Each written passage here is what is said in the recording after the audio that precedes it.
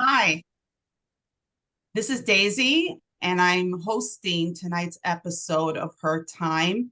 We actually are doing a fifth friend because you see five of us on the screen here. I'm going to allow my friends to go ahead and introduce themselves, and then I will introduce our special guest. Ladies, go ahead. Hi there, I'm Jeanette. I'm Regina. I'm Rosie. And then the fifth friend that we have, her name is Nellie. I'm going to let Nellie, we're talking about loss this evening. And as we get closer to the end of the year, when, we do so much celebrating, anticipating, just having family and friends come together, we decided that it was time for us to just kind of talk about and share some of our experiences with losses that we've had in our lives. And Nellie has agreed graciously to join us and talk about a big loss for her. So I'm going to ask you to welcome her in the comments, and definitely give her a thumbs up after you watch this episode. Let her know that you are praying for her as she continues in this season right now. And so without further ado, Nellie, my friend, our friend, because you know everybody on this call. I do. Can you go ahead and just tell us a bit about your season, where you are right now, what's been going on in the last year for you? First off, thank you so much for the invite. I love you all because I know each one of you personally.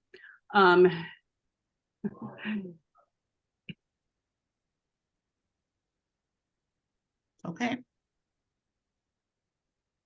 It's been a rough season, right? As like you said, the holidays get closer. You get your first holidays, your first things without many of my family members, because my loss was my mother-in-law, my brother, my husband, my mother, and the last one was my husband. And so it's been a rough season, but God has been in the midst, and I don't think that I could have done it without him. I was reading a book after he passed. Somebody sent me a book, and the book was by Elizabeth Elliot, and it's on suffering. And one of the things that she says, this is one of the things that keeps me going, is that she says suffering is having what you don't want or wanting what you don't have. And what I don't want suffering, I would do it all over again to have my husband.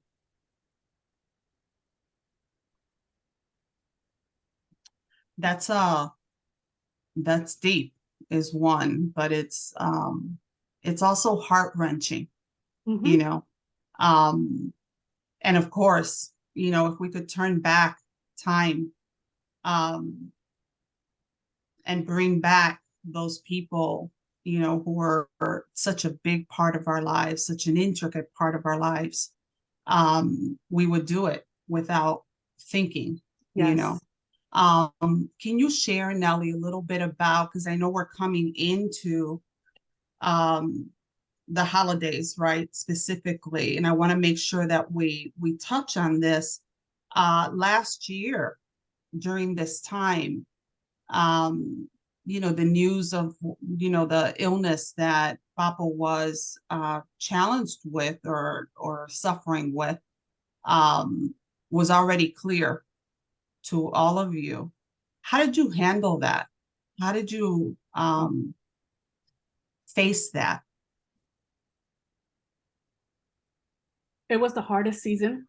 It was the hardest 6 months, because I went from having this man that was 6'2", that was used to doing things on his own, for me to doing stuff for him. And every time that I did stuff for him, it was, I'm so sorry. And I kept telling him, you have nothing to feel sorry for. This is what commitment is, right? But I found an intimacy with him that I had not had in a long time. And it was the intimacy that we had with God. And my God, it was the best 6 months. And through those 6 months, I was able to heal. So that's why, in a sense, when he passed, even though during those 6 months, I didn't think he was going to die. I thought he was going to overcome it. And I would ask him, but babe, what if the Lord is calling you home? And he would tell me no, because he hasn't prepared me. But in a sense, he was preparing him. I had taken him to a hospital in Zion, Illinois, and just the name Zion, right, told me a lot. And I remember one of my appointments with him, well, he was already in the hospital getting his chemo, because he was take 3 days of chemo. And I took a different route to the hospital. And first of all, the streets are Elijah, right? He's the street where the hospital is Elijah. So as I'm going down the street, I'm talking to my sister-in-law, and I had to pause, and I said, wait, I need you to listen to me. She's like, what? I said, as I'm going down the streets, I felt like I was walking through the streets of gold, because it was like Galilee, Ezra, Ezekiel. It was like I was walking in the Bible. So I felt that, yeah, he went home to be with the Lord, but I got to walk the streets of gold with him here before he went, and he transitioned to be with the Father. So I got healing in that, and that what got me through. And one of the other things that got me through was our verse that we did. And our verse was Philippians 4:6-7. Do not be anxious about anything, but in everything by prayer and supplication with thanksgiving, let your requests be made known to God. And the peace of God, which surpasses all understanding, will guard your hearts and your minds in Christ Jesus. Because no matter what happened, my job was to trust him. His job was to take care of me. So whether he decided to keep him here or take him home, we were going to be good. Yeah. And it wasn't going to be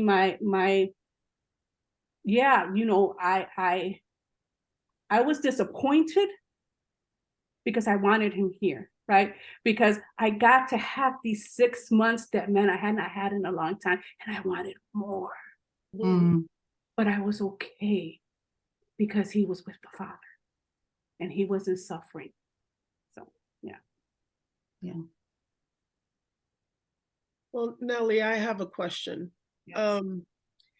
I have known people who have lost, loved ones and spouses and things like that, people really close to them. And one of the things that I remember having a conversation with someone about was how they felt that sometimes people tiptoe around them when it comes to bringing up that person who passed away, whether it's their spouse or their parent or something like that. And so my question for you is, like, how do you feel when people ask you or mention your hubby's name, and they say, like, oh man, this song reminds me of Papo, or this or man, do you remember when Papo and you did this with us, whatever. Like, how do you feel about, or have you ever had somebody like tiptoe around where they don't even bring up his name or a memory or whatever? How do you address that, or what do you tell people? I rejoice because I know where he's at. I did have somebody who came up to me, and this person knew what happened, but I think he forgot. And he came up to me and he said, how's the hubby? And I just looked at him. I thought maybe he's being, and I told him, oh, my father, and I was talking about, because he's my husband now, right? I said, oh, we're good. And then it hit him. And I didn't want to come and say, how dare you? Because I don't know what the person is thinking. I don't know if he forgot. But it did take me for a loop afterwards. But at that moment, I didn't want that person to feel bad. But I rejoice because I know where he's at. And maybe the memory is good for that person, so I have to allow that person to have that memory. I cannot take that memory away from that person. Yeah. So that's how I deal with it. Mm-hmm. Yeah. So like if I know I don't see you that often. So like if I was in your everyday life and I was just like, you know, bringing up a memory of Papo or asking something like, so what, you know, what's your favorite memory of him or whatever, like it's okay for somebody to talk to you about him. It's not like, please don't talk to me because I'm gonna start crying or I'm gonna, you know, or anything like And that. that's okay. And that's okay. To Yeah. me, that's okay for you to cry. Yeah, yeah. Because you're remembering that moment you had with the person. And I might not cry in front of you because that's how I am. And I might go home and I have my moments and I cry because I have to let it out. And it's okay for you not to be okay. Yeah. I think that the worst thing that we can do is to not allow others and yourself to go through that process of remembering that person. Yeah. I think we need that because that allows us to grow. That allows us to move forward. Because I think that if you don't do that, you become stagnant in that memory or in that situation. And I want to be able to remember him, remember my mother, remember my husband, remember my mother, remember all of them, you know, because I have good memories. Yeah, I also have bad memories, right? But I also have good memories. And I want the person who's coming to me to let them have their moment too. Yeah. I do that with his friend. I see his friend. Because Papo, before I've had people come up to me now and tell me, he told me to take care of you.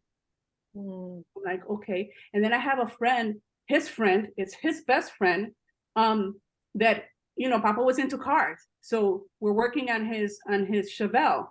And every time I tell him, hey, how much do I owe your parts? He goes, nothing. I'm doing this for my friend. And so we talk about him.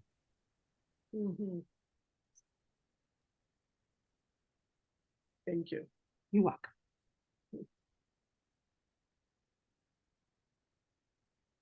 Yeah, I look so pretty. So Nellie, you and I go way back, right? Way back to our Absolutely. college years, and we went to school together. And I know Papo, you know, and I know, you know, Rosie came out in my wedding. yeah, yeah. So we go way back. So she's my sister. But you know, I wonder, like, who has been your greatest support? Besides, you know, we know that God has been your total strength, and we've had many conversations where, you know, you have said to me, you know, I just depend on the Lord. I have my moments where I break down, but you know, I just depend on God. And obviously he's the one that's getting you through this difficult time, right? But during this season in your life, you know, who or what has been your greatest support? You know, can I tell you that I am blessed? I am so blessed. I don't have a lot of friends. I don't. But I have friends who are family, right? And so my family is a big support. My family has been here. My family now wants me because, you know, most of my family lives in Florida, so they want me to go to Florida. And I keep telling them the Lord hasn't called me to Florida. But I have a lot of friends here. And when I mean a lot of friends, because I don't have a lot, but I get calls from people out of the blue that will tell me, hey, how are you doing? I'm grateful for the friends that I have, you know, Daisy, Rosalie, Esther, my sister-in-laws have been there. So my family, I have a lot of support. So I'm grateful for that. And one of the things that I said in the beginning when Papo passed, that I told them, it's okay, you can go. And I think that he knew that I had a great support system that was going to be behind me, that were going to call me and say, hey, how are you doing? And sit me down and say, I'm here for you. I have that. And I'm grateful for that. So I do have a big support system. You do. Family's always the best. And then God the is family good. becomes friends, right? That's right. Or the friends have become family. Yes. That's what I meant. Yes. I have a question. So my father passed away suddenly. He got COVID, and then after 7 days he passed away, and my mom really didn't have that time to, say goodbye or realize that he was even going to pass. And so she didn't have that, like, that time to say goodbye. And so when he was gone, she realized, like, I don't have that person to, go to the store with.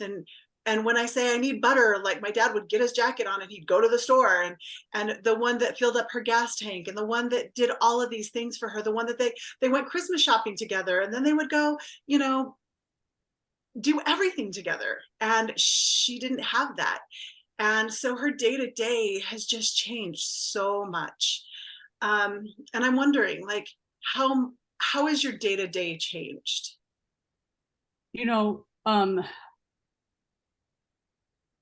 Death hits different people in different ways, right? Because, well, Papo, I had 6 months with Papo, I had that type of closure. My mother, I knew that she was passing because my mom passed right before Papo did. But my brother died suddenly. Yeah. And so it was a different feeling. And how I have to deal with my changes when I'm at home, and I don't know if this sounds right for anybody, but when I'm at home, I feel peace. But the other day I was saying that I had gone out. It was like one of the first times that I had kind of been out. And it was for the first time that I felt there's nobody waiting for me at home. And it hit me like a ton of bricks. Because even though I'm at home, I feel peace, but it was because I would call him every time that I went out, when I traveled, when I went out, every time I called him. And I didn't have nobody to call. So that has changed in that I still sleep on my side of the bed. I haven't touched his side of the bed. Where he used to sit on the sofa, I haven't touched that. The mirror where I had the verses, I haven't touched that. My sleeping pattern still has not come back to normality, because when he was sick, I didn't really sleep. So there are days that I only get 4 or 5 hours of sleep. So I'm still working on that. I'm still working on that, that sleep pattern. And there are days that I say, I'm so tired. All I want to do is sleep. And I'll go to bed early and I'll just sit there and I can't sleep. And yeah, things have changed in the sense that sometimes when I do groceries, I leave some things in the car and I get them the next day because it's like too much for me to carry inside the house. So those things have changed because I don't have that. Like, for instance, today, I got up this morning and I was like, it's a little chilly. I had turned on the heater last couple of weeks ago because I was like, I need to make sure this heater is working. Mm-hmm. And I get home and I'm talking to my sister-in-law. I said, ooh, it's 60 degrees in here. I said, we need to go downstairs to the basement and look at the furnace. So as I'm talking to her, I'm hitting and I'm playing with the furnace. Click, click, click, click. Oh, there's fire. As long as there's fire, we're good. So I have to do the things that he would have normally done. Yeah. So it changes with that, but you learn very quickly because it's either that or things don't get done. Yeah. And right now, I still can't allow anybody in my house yet. Right? I just want that for me right now. Because it's getting closer to his 1-year anniversary. So I just need my house to myself right now. So I have to learn to do things on my own, even though it's kind of hard sometimes. And the first time I went to the store, it was a change because now I'm not shopping for 2. I'm only shopping for one. My milk sometimes expires because the one who really drank milk was him. Mm. And so I went from a gallon to half a gallon to a quart. Mhm. So things like that have changed. Mhm. And when you're driving around town, I mean, because my mom does the same thing, like everything reminds her of him. Like everything. They've lived in this city for, over 45 years. Mm. Are there things that you kind of are like, I don't want to drive down that street. I'm not feeling it. Like maybe I'll take a new route. Or do you say, yes, I'm going to go down this street because I don't think that I sometimes, like, at one point I was taking my nephews to school and I have to pass the cemetery. Mm. And every time I got to a certain point, it was, good morning, mister. Because I knew he was there. I'm not a cemetery person, so you won't catch me at the cemetery. But sometime this week I have to go because they're installing his headstone.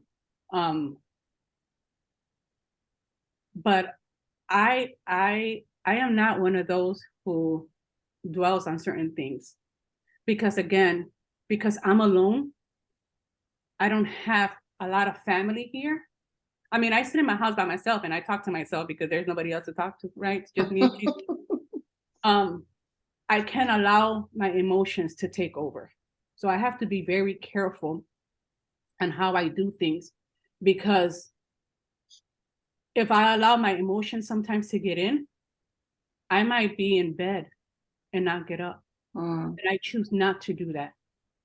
I choose to get up every morning, even when I don't want to, because it's easy, and when I said earlier that, I was disappointed because I wanted him to live, right? And you can sit here and you can question, and you can say, God, why? Why did these people get healed and he didn't? And I remember sitting in church right after we were at a women's conference, and I remember sitting there right after he had passed, and somebody was talking about how the Lord had healed her father, and and it hurt me because it's like, why them and not me? And then you go through this period, because I went through this period where it's like, did I do enough? Did I do enough for him? What didn't I do? Or why did this happen?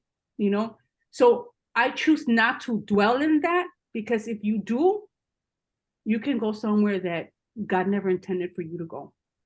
So I choose to dwell in the good that God did for us, because he restored my marriage in 6 months. wow. Because our marriage was not the greatest, right?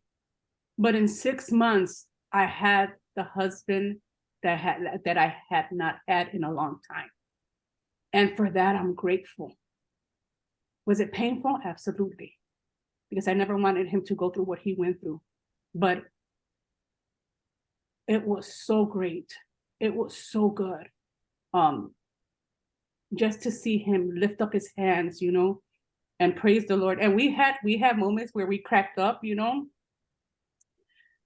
there was a moment that I was we were rehearsing a verse, and it was something about you shall not die. And so I'm saying, and you shall die. And he's like, what? No.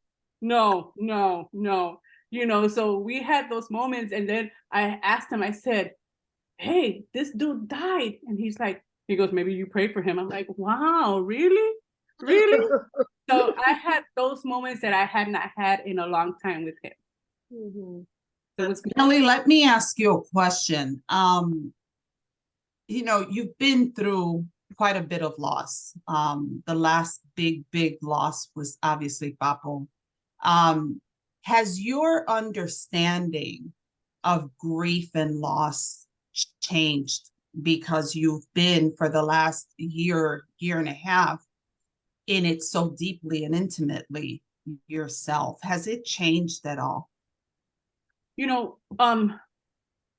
When my father died many years ago, that was the biggest loss, even though I was not close to my father. I didn't understand what loss was. I just thought, you died, right? But when I became a Christian and I understood what death was.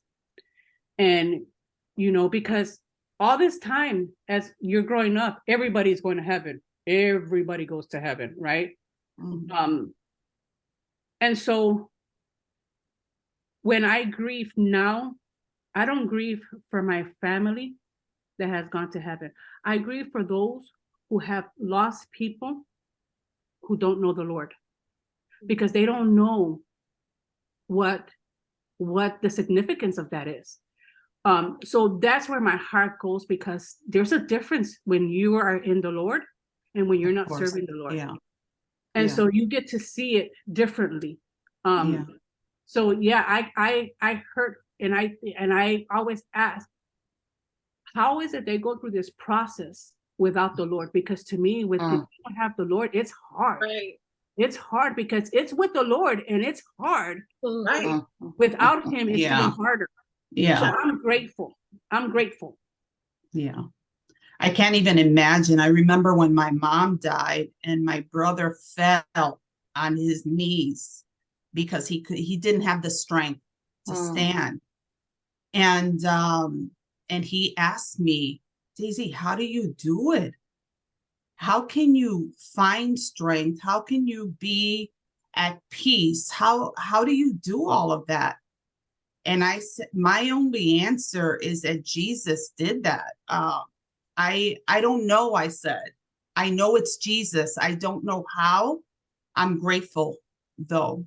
Oh, So I don't know how people do it, Nellie. And, and I know that's always our question is, how can you do that? How can you expect to do it without Jesus? And I tell my friends and my family, I'm not superhuman. I am not, but I know who I serve. Because I remember, when my family members have passed. I remember when my brother-in-law passed. My brother-in-law had been in the family. I mean, he's been in my life since my sister got married to him 2 weeks before I turned a year old. And so when he passed and I saw my sister, I always thought, I don't want to be in that situation. God has to carry me. God has to carry me. And he definitely carried me through, because I believe that he gave me those 6 months for me to go, because it's like I was telling somebody that when my mom passed,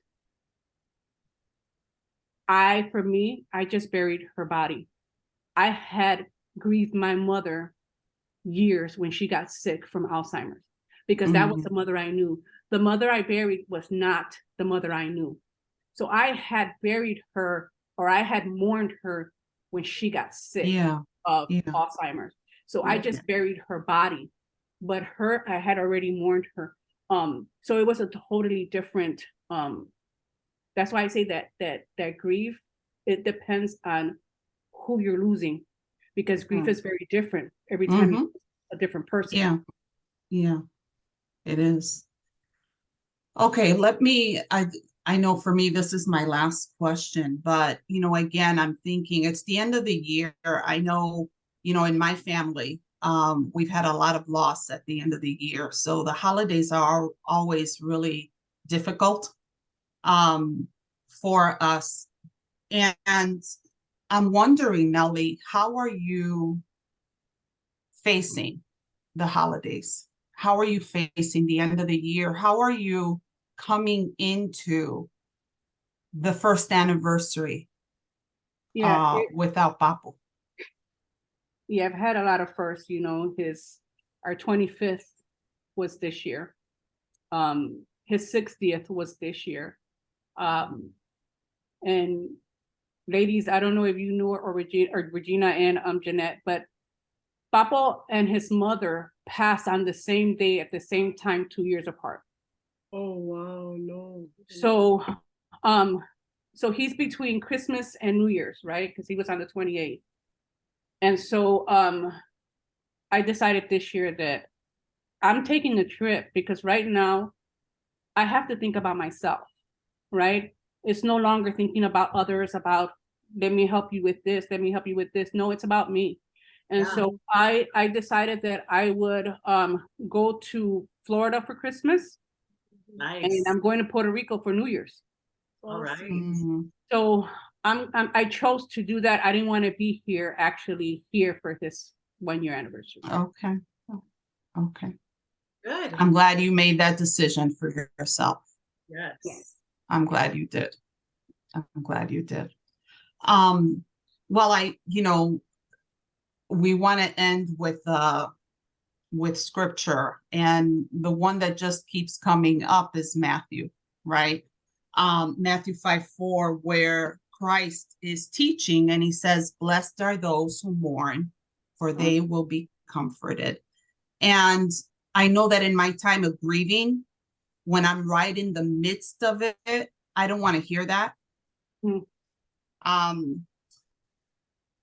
But as a believer, I need to trust it. It's a promise, and I need to receive it. So what it does remind me of all the time, because sometimes I'm going to push away the comfort. I don't want to be comforted. Let me cry, let me wail, let me scream.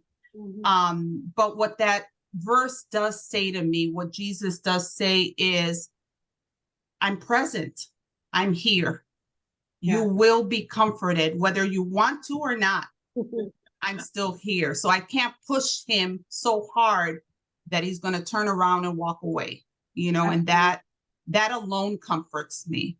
But just for, the people listening, viewing this episode, I really want to acknowledge that death is not the only loss that we experience, and holidays are hard when we lose somebody, obviously, to death. However, there are relationships that are lost, that are a loss to us. There are marriages and relationship with children. I know people right now who are praying for reconciliation between family members, health, the loss of good health, the loss of a job. And those are all real things, and we want to acknowledge that as well.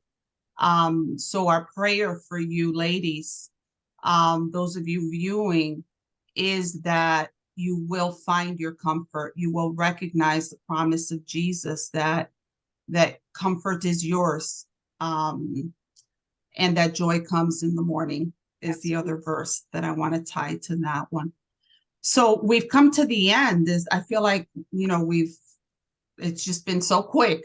But Nellie, thank you so much, Ma. Thank you. We love you.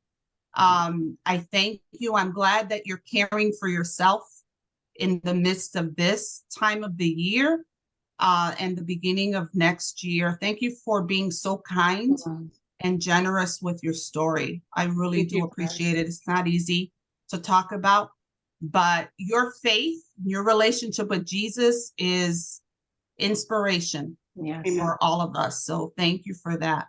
Love you. I love you, ladies. Love you. Love you. Take care. We'll see you soon. Yes. Bye. Bye-bye.